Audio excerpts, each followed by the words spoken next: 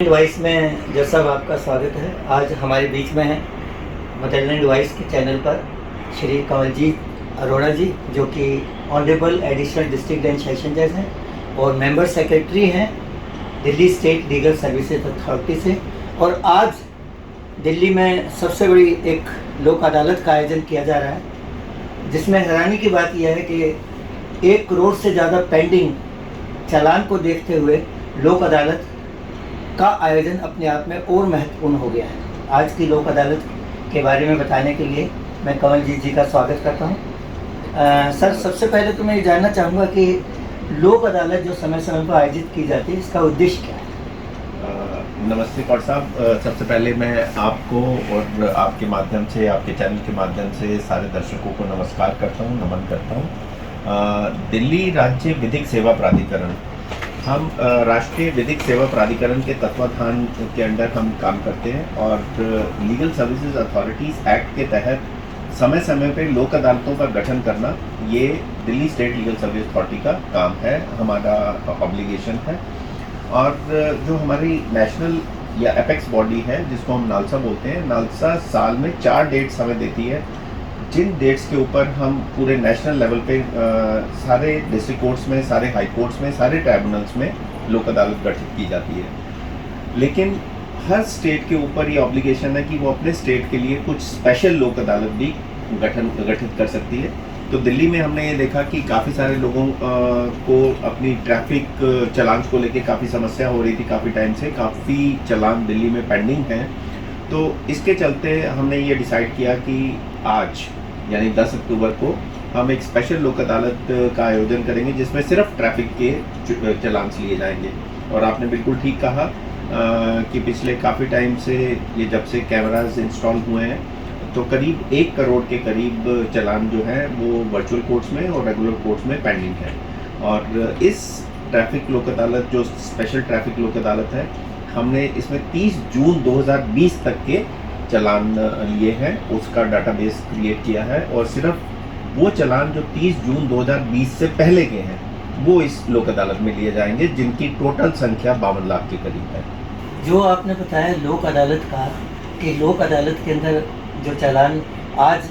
मतलब लोग आकर कर रहे हैं, लोगों को ये जानने के लिए बड़ी उत्सुकता है। पिछली बार हमने लोक अदालत में चालान के बारे में आपसे इंटरव्यू लिया था, याद होगा, कि वो जानना चाहते हैं कि वर्चुअल कोर्ट में आकर देने में और ऑन द स्पॉट देने के अंदर क्या अंतर है? देखिए, वर्चुअल कोर्ट में अगर उनका कोई चालान पेंडिंग है, तो वर्चुअल कोर्ट में वो अपने घर की कन्फाइन में, घर में बैठ के आराम से पेमेंट कर सकते हैं और अपने चालान का भुगतान कर सकते हैं। लेकिन ऐसा देखा गया है और लोगों को भी ऐसा लगता है कि वर्चुअल कोर्ट में या रेगुलर कोर्ट में जब वो जाते हैं, एक तो उनका समय खराब होता है, नंबर 2 उनको चालान की जो पूरी राशि का भुगतान करना पड़ता है। तो ये जो स्पेशल लोक अदालत हम गठित करते हैं, इसमें कोर्ट को थोड़ी सी स्पेशल लोक अदालत बेंच को थोड़ी पावर होती है कि वो उसको कम राशि में भी चालान का भुगतान कर सकते हैं, जो फाइन अमाउंट है वो थोड़ा कम कर देते हैं। तो इसमें लोगों में काफ़ी उत्सुकता रहती है कि जितने भी उनके पेंडिंग चालान हैं वो लोक अदालत में निपटा लें। आप सबको ज्ञात है गौर साहब कि ये पैंडमिक के ड्यूरेशन में हम लोग चल रहे हैं और कोविड प्रोटोकॉल्स हमें फॉलो करने हैं। तो जनरली जब हम ट्रैफिक लोक अदालत का गठन करते हैं, तो उस समय काफ़ी संख्या में लोग हमारे कोर्ट कॉम्प्लेक्सेस को विजिट करते हैं। उस चीज़ को कंट्रोल करने के लिए, सोशल डिस्टेंसिंग को मेंटेन करने के लिए, इस बार हमने दिल्ली ट्रैफिक पुलिस के साथ मिलके एक पोर्टल तैयार किया। उस पोर्टल पे लोगों के लिए वो पोर्टल ओपन कर दिया था 7 तारीख को सुबह 10 बजे, और न्यूज़पेपर के ज़रिए और बाकी माध्यम के सोशल मीडिया के ज़रिए लोगों को ये सूचित कर दिया गया था कि उनके जितने भी पेंडिंग चालान हैं वो इस पोर्टल पे 7 तारीख को सुबह 10 बजे से लेके 8 तारीख को शाम को 5 बजे तक अपने चालान डाउनलोड कर सकते हैं। और ये डाउनलोड करके उसमें उनकी सुविधा के लिए हमने कोर्ट कॉम्प्लेक्सेस भी उनकी चॉइस पे छोड़ दिए कि जिस कोर्ट कॉम्प्लेक्स को वो ऑप्ट करना चाहते हैं, यानी कि जो कोर्ट कॉम्प्लेक्स उनके घर के नज़दीक है उसको वो ऑप्ट कर सकते हैं। और हमने उस पर कोर्ट नंबर भी और टाइम स्लॉट भी मेंशन कर दिया ताकि लोगों को ऐसी असुविधा ना हो कि काफ़ी संख्या में लोग सुबह 10 बजे आ जाएं और शाम तक वेट करें। तो हमने प्री लंच सेशन और पोस्ट लंच सेशन के टाइम स्लॉट्स भी उस पर अंकित कर दिए और लोग उसी हिसाब से अपनी सुविधा अनुसार आएँ, ताकि सोशल डिस्टेंस भी मेंटेन हो और नंबर ऑफ चालान भी ज़्यादा से ज़्यादा डिस्पोज ऑफ हो सके। ये सब चालान का उद्देश्य वास्तव में तो यही होता है कि व्यक्ति अपनी गलती का एहसास करे, व्यक्ति एहसास करे और वास्तव में जब उसे लगे चालान करने वाले को इसने गलती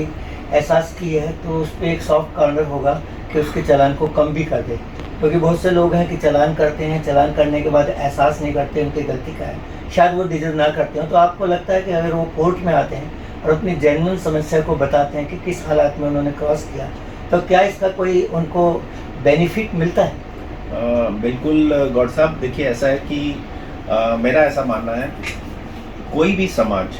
अच्छा और स्वस्थ समाज तभी हो सकता है जिसमें सारे लोग डिसिप्लिन अख्तियार करें। और वो डिसिप्लिन ना सिर्फ डे टू डे लाइफ में है बल्कि रोड के ऊपर भी डिसिप्लिन मेंटेन करना बहुत ज़रूरी है। तो जितने भी हमारे रोड सिग्नल्स हैं, जितने भी हमारे रोड्स के रूल रेगुलेशंस हैं, मोटर व्हीकल रूल्स हैं, मैं ये चाहता हूँ और मैं ऐसा मानता हूँ कि जब सभी लोग उसको फॉलो करेंगे तभी एक स्वच्छ समाज का हम गठन कर सकते हैं और जितने भी ये ट्रैफिक जैम्स हैं इनको हम अवॉइड कर सकते हैं। लेकिन बिल्कुल आपका कहना ये भी ठीक है that under certain circumstances traffic rules कई बार लोग वायलेट भी कर देते हैं। तो डेफिनेटली जब वो कोर्ट में आके वो सर्कमस्टांसेस बताते हैं कि इस रीज़न से मे भी ऐसा एक चांस हो सकता है किसी की तबीयत ख़राब हो, हॉस्पिटल लेके जा रहा हो, तो उस वजह से थोड़ा सा फास्ट ड्राइव कर रहा हो, जो रोड लिमिट्स है या उसकी उस पर्टिकुलर रोड के ऊपर स्पीड लिमिट है उसको वो क्रॉस कर दे और चालान हो जाए उसका, तो उसका फ़ायदा ज़रूर जब वो अपने डिफेंस में, अपनी सफाई में ये चीज़ बताते हैं कि किन सर्कमस्टांसेस में ये वायलेशन हुआ, तो उसका फ़ायदा ज़रूर उनको मिलता है। और लोक अदालत बेंच जो है उस चीज़ को ध्यान में रखते हुए फाइन कम भी कर सकती है और एडमॉनिश भी कर सकती है। ऑल ऑफ ए सडन कोई इमरजेंसी कॉल आई, निकला और उसके पास डॉक्यूमेंट रह जाते हैं घर पर, तो वो ऐसे में वर्चुअल चालान करे और वहाँ पेश करे, तो उसको उस पर कोई बेनिफिट मिलता है इस बात का कि चालान कम हो या जेन्युइन चालान हो, ऐसा कुछ है? बिल्कुल। देखिए गौर साहब, ऐसा है कि अगर उसके पास डॉक्यूमेंट्स हैं लेकिन फॉर सर्टेन रीजंस वो डॉक्यूमेंट्स उस वक्त कैरी नहीं कर रहा और पुलिस उसका चालान कर देती है, तो वर्चुअल कोर्ट में जब चालान चला जाता है तो वहाँ एक ऑप्शन दी जाती है वायलेटर को कि या तो वो प्लीड गिल्टी कर ले, और अगर वो प्लीड गिल्टी नहीं करना चाहता तो वो चालान को कंटेस्ट कर सकता है। जब वो कंटेस्ट की ऑप्शन देता है तो उस वक्त चालान जो है वो रेगुलर कोर्ट में चला जाता है और रेगुलर कोर्ट में जाके वो अपने जो भी ओरिजिनल डॉक्यूमेंट्स हैं, से फॉर एग्जांपल उसका चालान हुआ है कि उसके पास इंश्योरेंस के डॉक्यूमेंट्स नहीं थे, या उसका ये चालान होता है कि उसके पास पोल्यूशन सर्टिफिकेट नहीं था, लेकिन एक्चुअल में उसके पास पोल्यूशन सर्टिफिकेट था लेकिन उस वक्त वो कैरी नहीं कर रहा था, तो बाद में वो जब रेगुलर कोर्ट में कंटेस्ट के ड्यूरेशन में वो डॉक्यूमेंट्स प्रोड्यूस कर देता है, ड्राइविंग लाइसेंस है, पोल्यूशन सर्टिफिकेट है, या जिस चीज़ के लिए भी उसका चालान हुआ है, तो फिर अगेन कोर्ट को पावर होती है कि उसको एडमॉनिश भी कर सकते हैं और फाइन कम भी कर सकते हैं। तो जिस समय वो कोर्ट के अंदर रेगुलर कोर्ट में जाकर इस बारे में अपने कागज लेकर जाता है, तो क्या उसको वकील की जरूरत होती है? नहीं, ट्रैफिक चालान को भुगतने के लिए किसी लॉयर को एंगेज करने की ज़रूरत नहीं होती, लेकिन ये हर व्यक्ति की अपनी मर्जी है।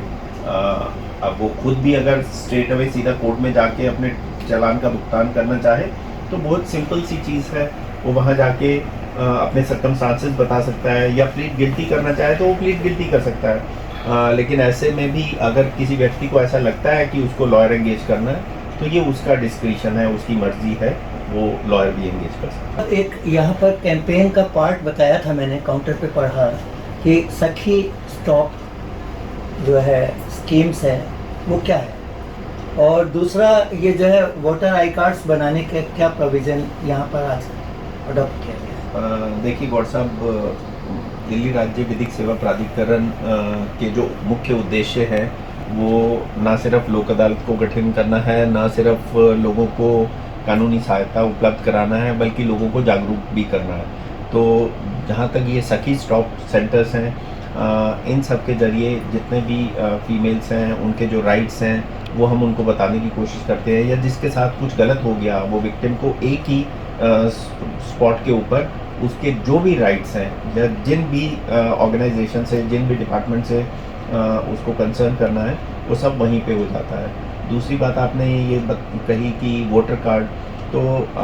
हमने इस लोक अदालत में क्योंकि हमें ऐसा लगा कि काफ़ी लोग कोर्ट में आएंगे अपने चालानों का भुगतान करने, तो दिल्ली एडमिनिस्ट्रेशन के साथ मिल के हमने वोटर आई कार्ड की यहाँ सुविधा उपलब्ध कराई है लोगों के लिए। जिन लोगों को नया वोटर आई कार्ड बनवाना है या जिनके ऑलरेडी बने हुए हैं उसमें कुछ चेंज कराना है, एड्रेस चेंज कराना है या उसको कुछ मॉडिफाई करवाना है, तो वो भी सारे कोर्ट कॉम्प्लेक्सेस में जहाँ भी वो विजिट कर रहे हैं वहाँ ये कर सकते हैं। जैसा आखिरी सवाल कि हमारे मदरलैंड वॉइस चैनल के माध्यम से आप जनता को क्या संदेश देना चाहेंगे? देखिए, मैं आपके माध्यम से जनता को यही कहना चाहूँगा कि आप ट्रैफिक के रूल्स रेगुलेशंस को हमेशा फॉलो करें, एक सभ्य और रिस्पॉन्सिबल सिटीजन बने हमारे देश के, हमारे समाज के, तभी हम एक अच्छे समाज का निर्माण कर सकते हैं। और ये भी मैं कहना चाहूँगा कि जितने भी ICMR की गाइडलाइंस है इस ड्यूरेशन में, उसको आप फॉलो करें, हमारा साथ दें, ताकि हम आपकी बेहतर सुविधा आप लोगों को प्रदान कर सकें और सोशल डिस्टेंसिंग मेंटेन करके रखें। और जिस भी कोर्ट में आपको आपका चालान डाउनलोड हो गया है उस कोर्ट में जाके और उसका भुगतान करें। जैसा आपने इतनी सारी जानकारी साझा की, इसके लिए मदरलैंड वॉइस की तरफ से आपका बहुत बहुत धन्यवाद। Thank you. धन्यवाद।